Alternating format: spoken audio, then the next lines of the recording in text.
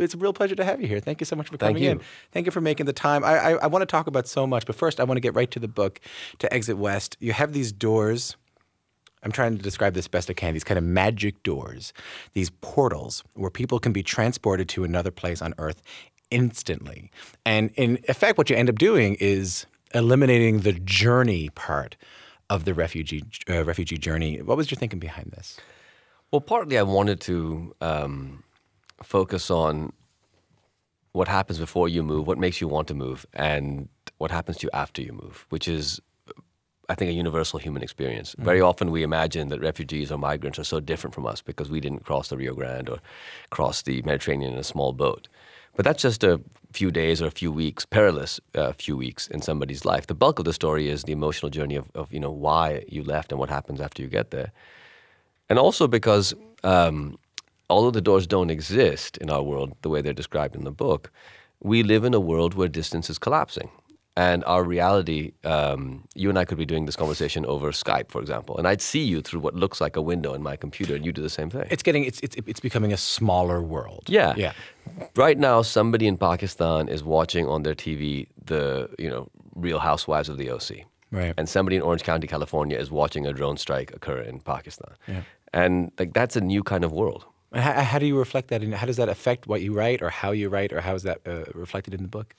Well, I wanted to explore this idea of a world where things come together in new ways. For me, one of the problems we face right now is that we've become so terrified, or we've been made so terrified of comings together, of people moving and ideas coming and new hybridized, mongrelized stuff coming into existence. Maybe less so in Toronto, but in much of the world, that fear is very strong. Sure. And so the book was about, let's look at this kind of migration apocalypse and ask the question as to whether it isn't an apocalypse at all. Right. I want to talk a little bit about your protagonist, Nadia, headstrong, a very tough, very confident woman, and considered to be a bit of a rebel in her circles. Just tell me a little bit more about her. Well, my mother's one of 7 sisters, and so I grew up in a family with lots of strong women, and I think quite often the characters in my novels, female character novels, tend to be like that. Nadia is someone who is resolutely forward-looking. She's left her family, moved out on her own. Broken with them almost completely, has no contact. And in her city, it's very unusual for a single woman to live like that. She's also not particularly religious, has no real use for religion.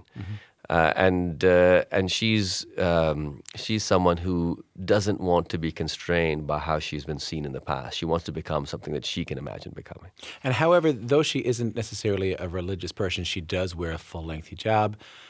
But not for religious reasons, right? Yeah, well, she's wearing a conservative covering, and partly she does this because living on her own, it's a way to keep herself safe in a city where women don't tend to live on their own, single women. But garments like that actually have a very complicated story. It's very easy for those of us who are of a secular persuasion to imagine that this is some kind of completely regressive notion. But my dad's a university professor, and he showed me a photograph of his university from the 1970s. Yes. And people looked really hip and whatever, and he showed another picture, a bunch of women in hijabs were in that photograph, and I thought, Dad, this is so sad that we've gone back and women used to be able to dress. He said, look again, more than half the people in the second photograph are women. And back then, there were only 2 or 3 women out of 40 people. Right. And so what we've seen is women entering into the public space, claiming the public space. And if they tend to be covered, it isn't necessarily a regressive gesture, even if in my family women don't do it. As often in the case with a lot of your novels, the city where the 2 focal characters are from is unnamed. You do, however, name the places that they go to, Greece and to the UK and to the United States. Why was it important, though, and why is it seem to be seemingly consistently not important where they're actually from? Well, partly that just reflects how our world is. Right now, we so often think about migration, refugees, immigration. We think of them coming from some distant place. Where they come to is in focus in the story. They're coming to America, they're coming to Germany, they're coming to Canada. But they are this horde from all sorts of places. So it partly captures that feeling. But for me, more than that, it was I wanted to open up the place of departure and keep it open enough that that different people could imagine it being their place. But I guess what I was so surprised to hear is because a lot of the press around this book, and even just what you said earlier, was that the reason to not depict the journey was to depict that these people could come from anywhere. Yeah. But I would assume that we would have to look then at where they come from in order to miss the journey, in order to not miss the journey, I should say. But in this case, it's not important. Neither the journey nor necessarily where they come from. That's necessarily that important. Well, it is. It's not that it isn't important. It's that I'd like the reader to be able to imagine it being their place. Right. So this artist was in Lahore for the Lahore Literary Festival at the end of February, and I met her there, and she just read the book. And she'd spent a lot of time in Aleppo. And she said, obviously, this is Aleppo. I mean, I've spent a lot of time. And I said, actually, I've never been to Aleppo. Right. But it's interesting that you read it into the book. But the same reason why no other character has a name in the book. It's just, Said's mother and his father. If those characters had names, they'd be very much Said's mother and Said's father. But I want the experience of Said leaving his father, who's just called father, to remind readers of what it might be like to leave their father. And so that intentional vagueness is a way for readers all over to imagine being Nadia and Said in a way that might be more difficult if they were from a very specific place. It's funny you mentioned that. I know you've spoken in the past a little bit about seemingly where you go depends on how people receive your book. Is that right? Where I go in what sense? Where you travel to. You travel around plugging these books and showing off your books and talking about your books. And where you end up, whether it's in the Northeastern United States or whether you end up in the UK, that people take your book in different ways depending on where you are. I think people take my books in very different ways as individuals, but it tends not to be geographically determined. Is that so? Yeah. So this young man came up to you in Washington, D.C. some years ago, after I was doing a reading from The Reluctant Fundamentalist. He was blonde, blue eyes, pierced eyebrow, lugs in his ears, and he said, this book is about me. And The Reluctant Fundamentalist is a story of a Pakistani guy who grows a beard and goes back to Pakistan. So I looked at, the book in his hands and made sure he was actually talking about my book, and it was. And I said, how so? Yeah. And he said, well, I went to an Ivy League school. I worked in an investment bank in New York for 2 years, and I've dropped out and become a yoga instructor. And I feel like Chinggez and I are basically the same person. Oh. And when he said that, it's the first time it occurred to me that book actually is about an idealistic college graduate doing their first job. He was right. But that's an American reading it. And in Pakistan, I've had, a young guy come up to me in Karachi and say, look, me and my friends read your book. We live far away. I've taken about 11 hours to tell you that we really like the sex scenes in Mott Smoke. And we found there's too few such scenes in subsequent books you've written. We'd like you to amp it up. And that's a Pakistani read. So the thing is, there's no such thing as a Pakistani or an American or a British or a Canadian reader. I think that's what I meant is that a lot of books you can kind of sit down and agree on them. And that's kind of the point of book clubs in a lot of cases. You all sit down and you end up talking about how much you all feel the same way about the books, but your books seem to be, it reflects so much about the person themselves when they read your book. I think that's what books can do at their best, is that unlike a film or a television story, which has been largely imagined for you, the characters look the way they look. In a book, you're looking at words, and then you are imagining situations, what these people look like, what it feels like, what it sounds like. And so each reader is creating their own novel. And so I intentionally write novels that have a lot of open space so that the novels that readers can create are different from each other and reflect who they are. I should say that the narrative in this book is not necessarily a linear one, in that there are interwoven throughout Exit West these vignettes of nameless refugees, an old man from Brazil who arrives in Amsterdam, falls in love with another man, a suicidal man in England who crosses to Namibia and starts his life over. How do these vignettes help the story? These vignettes are a way for the novel to be a novel of the whole world in which Said and Nadia are living. This is a world where the next 2 or 3 centuries of migration happens basically in the next 1 or 2 years, because the doors make it possible. And the story is very tightly focused on Said and Nadia's migration and also their love story.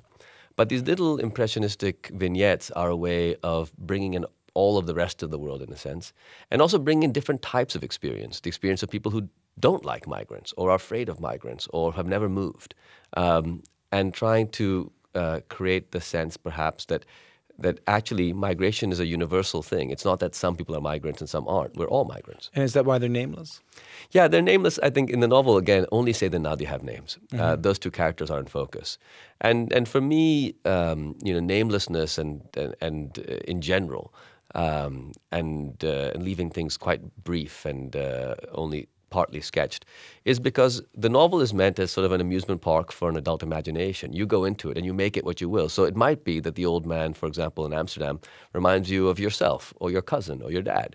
And I think that naming things in a way can limit our freedom to imagine those things. I want to get you to read a passage from the book, if you don't mind.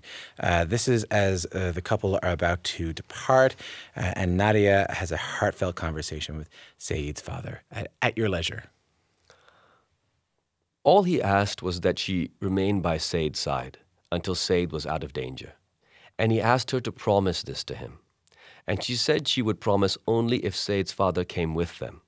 And he said again that he could not, but that they must go. He said it softly, like a prayer, and she sat there with him in silence, and the minutes passed, and in the end she promised. And it was an easy promise to make, because she had at that time no thoughts of leaving Saeed.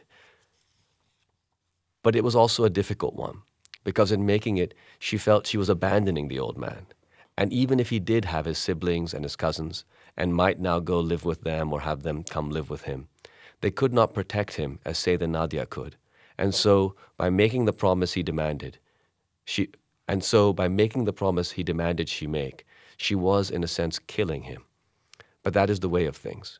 For when we migrate, we murder from our lives those we leave behind. That's a really powerful last line. If you're just tuning in, that was Moshin Hamid reading from Exit West. Tell me a little bit about that passage. That's quite striking, especially that last line.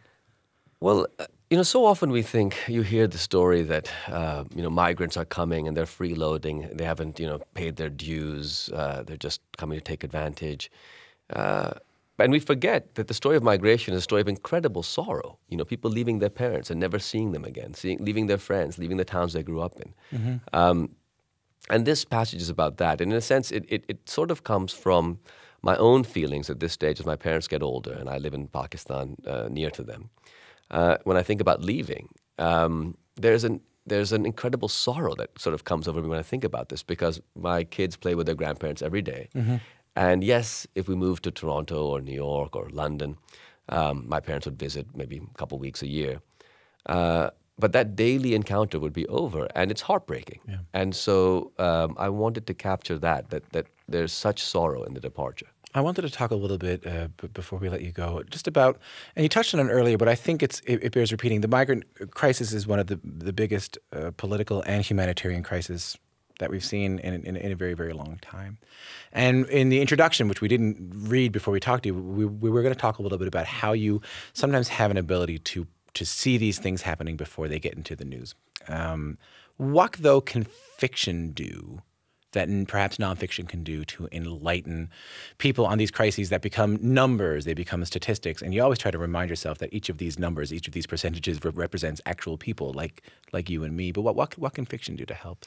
Well, fiction can allow us to have an emotional read of the situation in a way that we find it difficult to do when we're discussing things logically. We talk about our feelings about migrants, and we're talking about a tribal political affiliation. And fiction can get around that in an emotional sense. But perhaps even more significantly, in this moment, it's very important for us to imagine new futures.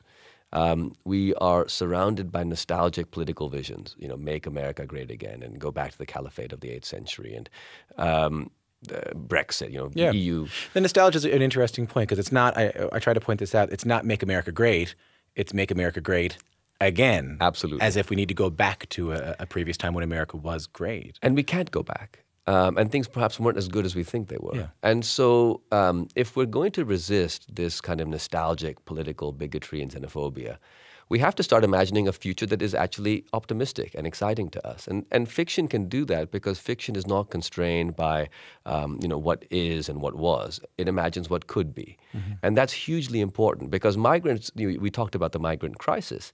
It's also the migrant opportunity. A new kind of world can come into existence in the next 1 or 2 centuries, which might be magnificent, with all kinds of people coming together, new music, new art, new food, new economics. We have to be open to those possibilities and not simply clinging to the past. Moshin Hamid, it's been an absolute pleasure to speak with you. Thank you.